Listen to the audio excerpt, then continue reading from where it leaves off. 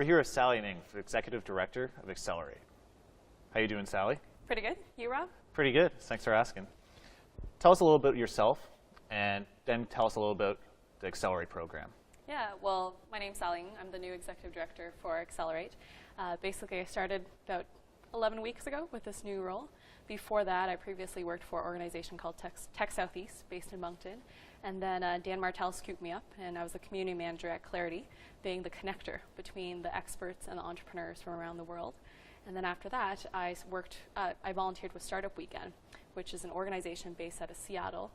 They sent me around the world facilitating Startup Weekend events. So we're here in the acceleration space right now for the program Accelerate.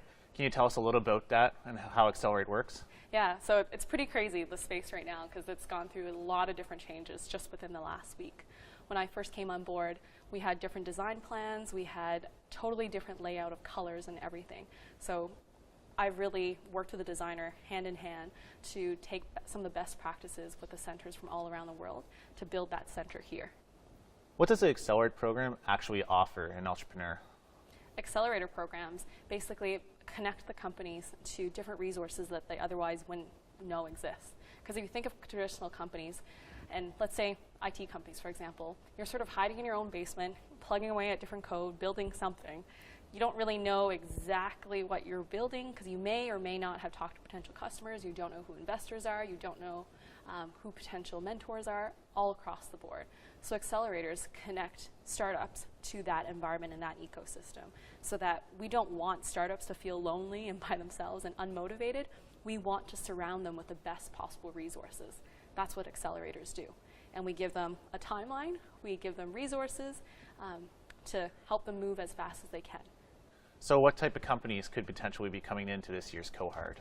Well, for us, the unique part with the Accelerate program is that we focus on the knowledge industry specifically. So not just clean tech, not just biotech, not just IT, it's across the board. So a lot of the applications that we saw in this first round ranged from ICT companies, digital media, biotech, clean tech, aerospace and defense, advanced manufacturing and design, across the board. And that's exactly what we want. Because we believe that putting companies that are like-minded in a sense, but working on different projects, puts the caliber of companies and exposes them to a whole other level of information that they otherwise wouldn't know even exists. So tell us about the selection process for Accelerate. So for the selection process for Accelerate, we have companies from a broad spectrum of expertise. Our biggest thing we want to know is that these entrepreneurs are serious about actually taking their startup and building into an actual company. So there's a series of different questions that are pretty similar to what other accelerators ask. Once they go through that paper application or the online application, I have a small group of selection committee folks that are representative of the VCs, that are representative of the business community, and myself that filter those applications down. Once those applications are filtered down, we do an in-person session. So for example, last week we did an event called 5x5, and it's 5 slides, 5 minutes at 5 o'clock. Companies need to drill down on what is it that they're trying to do.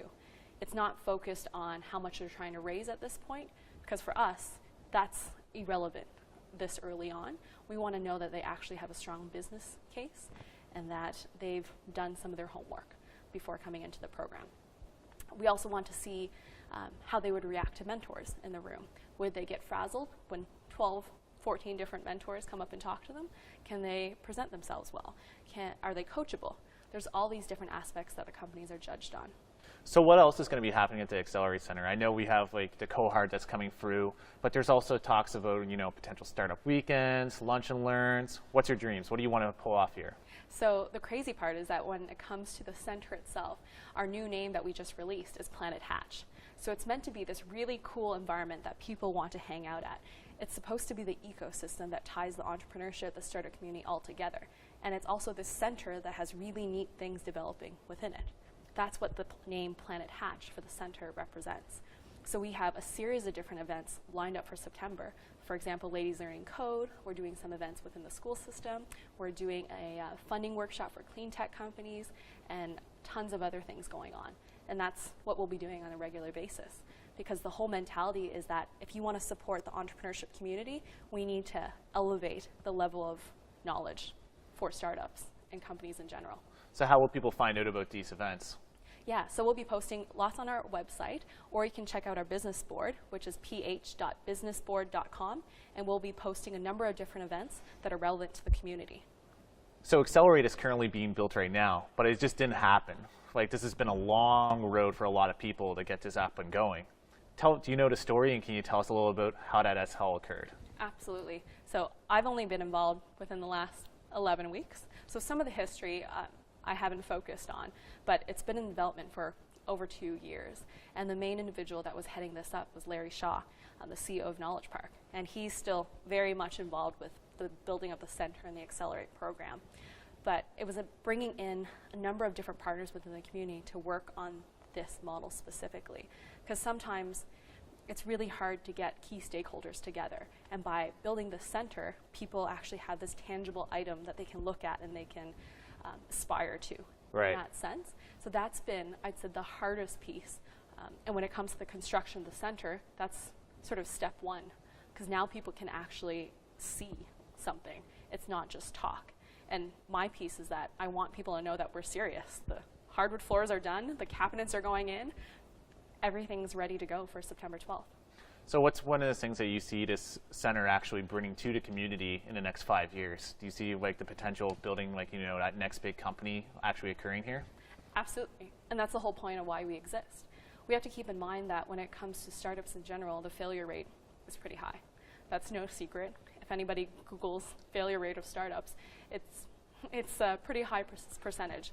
But by having resources like the Accelerate program and the Planet Hatch Center, it creates this hub, this entrepreneurial mall that companies can tap into, especially if they're in the knowledge sector. Excellent. So what are some of the partners that you guys are working with in Accelerate? Yeah, so a number of different partners. We want to ensure that with any partner we're working with, we don't want to duplicate any services. We want to be able to streamline the different resources that companies can tap into. So some partners include Propel ICT, their Launch 36 program, Ponder Sponde Center, UMB, the Chamber of Commerce in Fredericton, CBDC, Knowledge Park, Enterprise Fredericton, a number of different partners on the programming piece. And then we also have a number of private sector partners that have jumped on board. For example, 3D Datacom, GoFred, Office Interiors, Marianne Stevens. These were individuals that have been part of it 2 years ago and still are today. What would you suggest to someone who is looking to get involved in this program? Maybe not this year, but next year. When it comes to any companies that want to get involved, definitely get out of your basement and out of your own little bubble. There's so many different resources and people that want to help build amazing companies in this community. And when I say community, I mean Atlantic Canada and even globally, that you shouldn't have to hide in your own basement. You shouldn't be scared to ask for help. So to me, it's sort of take that pride piece away. It's not about being able or capable of doing it by yourself and only by yourself. It's that people want to help and take them up on it is my biggest piece of advice.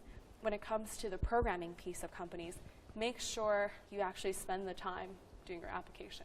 We've received a handful of applications that were sort of half done, which makes me simply breeze over them and not take them seriously. Anything you put in public's eye should always be perfect as much as you can. Especially if you're starting off, because the first impression is everything. Excellent. Thank you very much for your time, Sally. Thanks. And we look forward to having the Acceleration Center open up.